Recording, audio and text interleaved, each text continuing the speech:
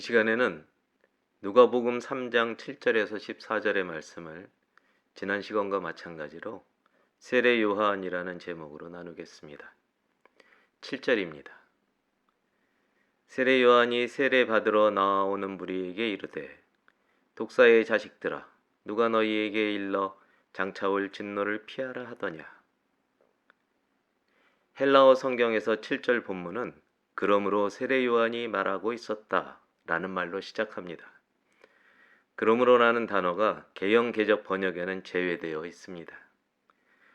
그러므로라는 말은 지난 시간에 살펴본 세례 요한의 사역에 관한 내용이 오늘 본문에서 나눌 세례 요한이 한 말의 이유가 된다는 것을 나타냅니다. 그 말은 7절 마지막에 수사 의문문으로 기록되어 있습니다. 질문의 내용은 누가 너희더러 진노로부터 반드시 피해야 할 것을 알게 했느냐? 라는 것이지만 실상은 너희는 그 진노를 결코 피하지 못한다 라는 말입니다. 진노는 하나님의 화내심을 뜻합니다. 소돔과 고모라에 내려진 심판을 생각하면 됩니다. 꺼지지 않는 유황불과 죽지 않는 벌레들로 표현되는 지옥의 상황을 떠올려 보기 바랍니다. 세례 요한은 너희를 가리켜 독사의 자식들이라고 명백히 말합니다. 독사의 자식이란 마귀의 자식이요 진노의 자녀를 말합니다. 너희는 또한 무리라고 표현되어 있는데 헬라어로 오클로스라는 단어의 복수형을 취하고 있습니다. 결집력이 없는 사람들, 곧 인파를 나타냅니다. 하지만 한 가지 공통점이 있습니다. 그 공통점은 그들이 요한에게 세례를 꼭 받으려고 나왔다는 것입니다. 여기서 나아오다라는 말은 우리말로 앞을 향하여 차츰차츰 오다라는 뜻입니다. 그들이 물결처럼 세례 요한에게 다가오는 모습이 눈앞에 그려집니다. 이 나아오다라는 헬라어 단어는 밖으로라는 뜻의 전치사와 떠나다 또는 죽다라는 뜻을 가진 동사가 결합된 합성어입니다. 굳이 의미를 부여한다면 죽음, 곧 하나님을 떠난 것으로부터 벗어나다 라고 할 수 있습니다. 죄에서 탈출하려는 것입니다. 이런 의미에서 보면 다가오는 그들에게서 비장함을 느낄 수 있습니다. 세례나 받아볼까? 이런 마음가짐은 절대 아니라는 말입니다. 마태복음 3장 1절에서 2절에는 회개하라, 천국이 가까이 왔다 라는 세례 요한이 전파한 외침이 나옵니다. 천국이 가까이 왔다는 것이 무슨 말입니까? 마지막 때가 다가오고 있다는 뜻입니다. 그러면 진노를 받는다는 것은 또 무슨 뜻입니까? 도래한 천국에 들어가지 못한다는 말입니다. 어두운 데서 이를 갈게 되는 회개할 기회를 잃은 상태에 놓이는 것을 말합니다. 또 지난 시간에 나눈 누가복음 3장 3절에서는 세례 요한이 전파한 것을 회개의 세례라고 했는데 7절은 나아오는 무리의 목적을 세례라고만 표현합니다. 회개가 빠졌습니다. 회개 없는 세례 때문에도 독사의 자식이라는 표현은 정당합니다. 이런 면에서 수사 의문을 시작하는 누가 라는 표현은 그래, 내가 분명 세례를 말했다. 그러나 그것은 회개에 뒤따르는 세례를 받으라고 한 것이다. 나는 너희처럼 아무런 준비 없이 세례만 받으러 나아오라고 한 적이 없다. 라는 외침입니다. 8절과 9절입니다. 그러므로 회개에 합당한 열매를 맺고 속으로 아브라함이 우리 조상이라 말하지 말라. 내가 너희에게 이르노니 하나님이 능히 이 돌들로도 아브라함의 자손이 되게 하시리라. 이미 도끼가 나무 뿌리에 놓였으니 좋은 열매 맺지 아니하는 나무마다 찍혀 불에 던져지리라. 8절 역시 그러므로 라는 말로 시작됩니다. 7절의 내용이 8절에 언급된 말씀의 이유라는 것이지요. 그러면 어떤 준비가 필요하다는 말이냐? 라는 의미를 던지는 것입니다. 세례 요한이 몰려드는 인파에게 두 가지를 명령합니다. 첫 번째는 회개에 합당한 열매를 반드시 꼭 맺으라는 명령입니다. 우리는 흔히 회개를 심적인 상태로 단정합니다. 자신이 생각하는 것을 자신이 그렇게 살고 있는 것으로 오해한다는 말입니다. 세례 요한은 이러한 오해를 산산조각 내버립니다. 머리에 있는 생각이 마음으로 내려오고 그 마음먹은 의지가 몸으로 삶에서 드러나야 비로소 회개라고 할 수 있다고 부르짖습니다. 두 번째는 아브라함의 자손이라는 사실이 천국에 들어가는 권리증서 역할을 할 수 있다는 식의 망언을 반드시 꼭 멈추라는 명령입니다. 하나님의 친구는 아브라함이지 아브라함의 자손이 아닙니다. 사람은 모두 자신이 한 일의 결과로 심판을 받는 것이지 조상의 삶과 자손의 삶이 자신을 대변할 수 없습니다. 참고로 에스겔 18장에 있는 말씀을 새 번역 성경으로 나누겠습니다.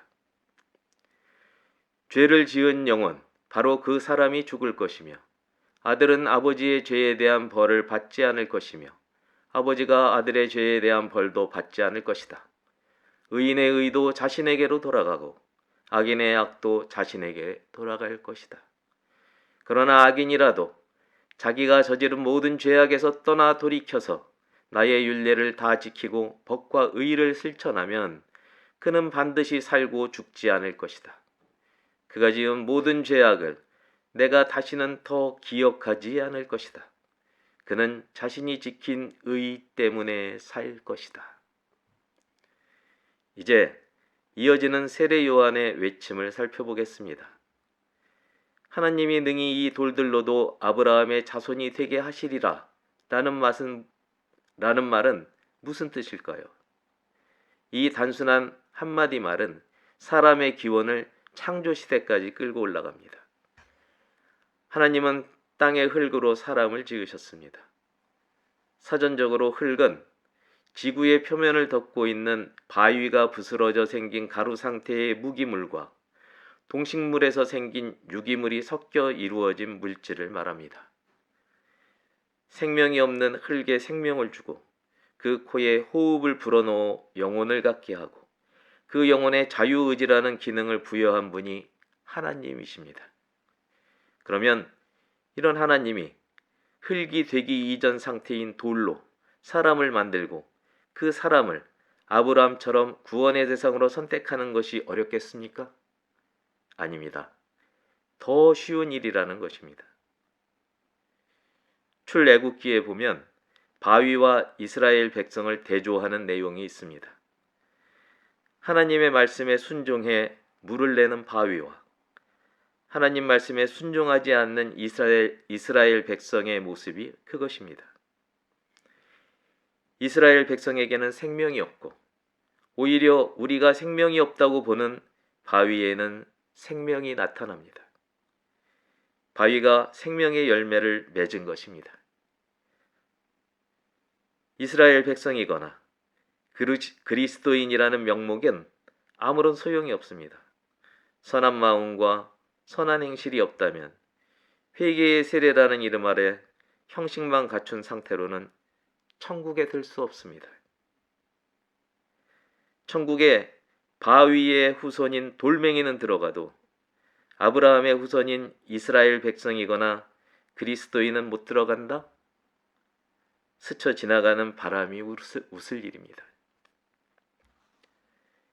이 국면을 두고 구절은 이미 도끼가 나무 뿌리에 놓였다 라고 말합니다.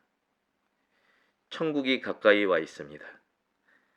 아직 밤에 잠이 들었다 깨어났을 때 세상이 보입니까? 그렇다면 기회가 있습니다. 눈을 떴는데 혹시라도 하나님 같은 분이 보인다면 나는 죽은 것이고 이 땅에서의 기회는 사라진 것이지요.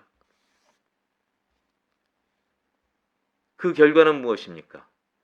좋은 열매가 없으면 그 나무는 찍혀서 불에 던져집니다. 예수님이 거짓 선지자들을 경계하시며 하신 말씀이 있습니다. 마태복음 7장의 말씀을 세번역 성경으로 전합니다. 거짓 예언자들을 살펴라. 그들은 양의 탈을 쓰고 너희에게 오지만 속은 굶주린 이리들이다. 너희는 그 열매를 보고 그들을 알아야 한다. 가시나무에서 어떻게 포도를 따며 엉겅퀴에서 어떻게 무화과를 딸 수 있겠느냐.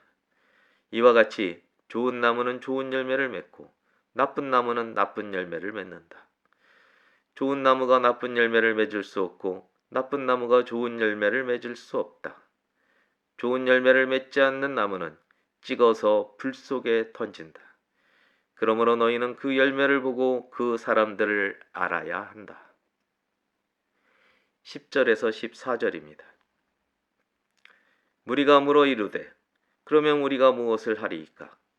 대답하여 이르되 옷 두 벌 있는 자는 옷 없는 자에게 나눠줄 것이요 먹을 것이 있는 자도 그렇게 할 것이니라 하고 세리들도 세례를 받고자 하여 와서 이르되 선생이여 우리는 무엇을 하리이까 하매 이르되 부가 된 것 외에는 거두지 말라 하고 군인들도 물어 이르되 우리는 무엇을 하리이까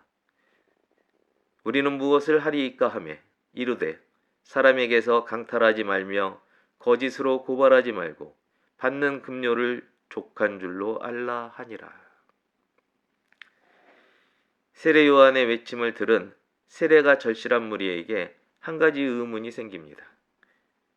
무리 역시 그러므로 또는 그러면 이란 말로 말문을 열며 질문합니다. 그러면 우리가 무엇을 해야 하겠습니까? 이 질문에 대한 세례 요한의 답을 정리해 보겠습니다. 첫째, 나눠라. 둘째, 부당이득을 취하지 말라. 셋째, 약한 자에게서 빼앗지 말라. 넷째, 동료를 거짓으로 고발하지 마라. 다섯째, 가진 것에 족한 줄 알라 등입니다. 다섯 번째 금기사항에서 가진 것은 무엇입니까? 최소한의 것. 우리에게는 아직 회개의 기회를 얻을 수 있는 여분의 목숨과 영광의 이름 아버지 하나님, 그분이 베푸시는 열려있는 구원이 있습니다. 가진 것마저 빼앗기는 여러분과 제가 되지 않기를 주님의 이름으로 축복합니다. 제가 자주 인용하는 이사야 58장 6절에서 7절의 말씀을 세번역 성경으로 나누고 싶습니다.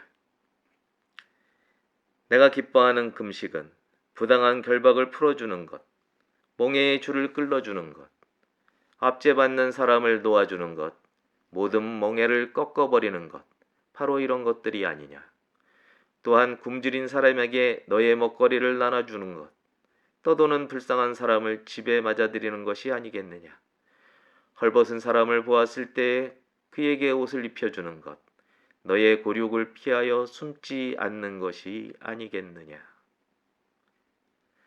우리는 이 말씀과 같이 금식해야 합니다.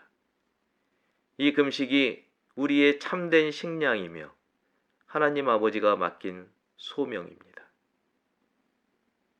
존귀한 하나님의 친구 여러분, 우리는 예수님 재림을 채비하는 이 시대의 회개의 견본입니다. 마음속으로부터 우러나는 여러분과 저의 행실이 산 위에 있는 마을이 숨겨지지 않는 것과 같이 하나님 우리 아버지와 예수님이 살아있다는 증거가 되기를 주님의 이름으로 축복합니다. 기도하겠습니다.